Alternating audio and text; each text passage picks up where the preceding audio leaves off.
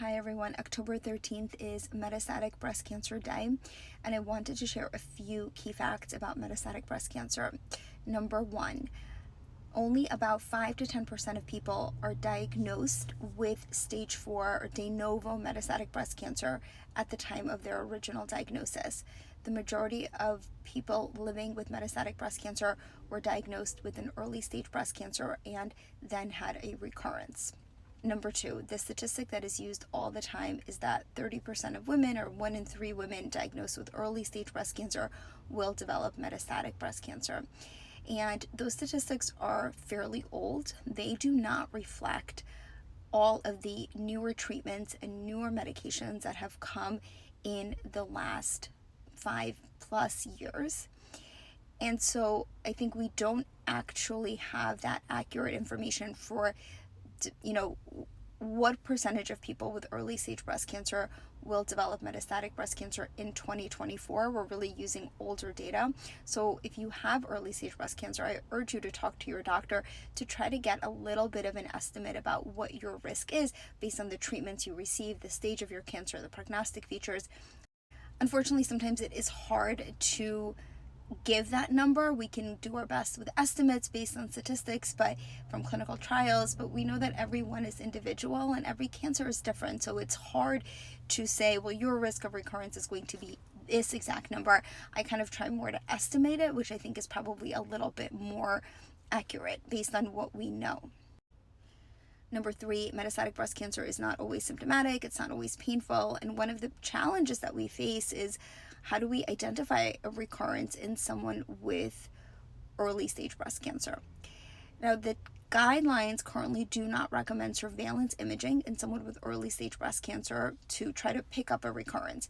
But the problem is that those guidelines are based on older data that didn't use the modern day imaging that we have now, like MRIs and CAT scans and PET scans. And so that's an area that we really need to explore. There are research studies looking at utilizing circulating tumor DNA, that's a Signatera test, to try to pick up a recurrence early. And those are still in research, and so we're really waiting to see what that will come out. And I can do a whole separate video on Signatera because there's a whole lot of nuances to that test at this point. Number four, we have seen really tremendous advances for all types of metastatic breast cancer, hormone receptor positive, HER2 positive, triple negative breast cancer, and the advances keep coming, and they have really revolutionized the treatment of metastatic disease. Some of the drugs that have changed treatment paradigms include CDK4/6 inhibitors, immunotherapy, antibody drug conjugates like trastuzumab deruxtecan, trastuzumab emtansine, which is Kadcyla, sacituzumab govitecan, which is Trodelvy. And so it's the treatment guidelines and paradigms have shifted drastically, and they're improving outcomes and they're improving survival. And number five, despite the newer treatments and improved outcomes, we need more. Nearly 43,000 women and 500 men will die from metastatic breast cancer in 2024 in the United States alone.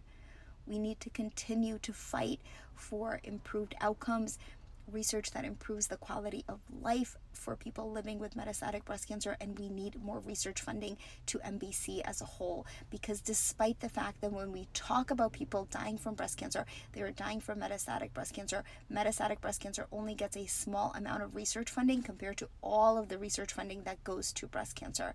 If you are inclined to donate to breast cancer organizations and charities, I urge you to look at those that support people living with metastatic breast cancer. I'd love to know any questions you have about metastatic breast cancer, or even if you want to share your experience with living with metastatic breast cancer. Those lived experiences really help others. Leave them in the comments.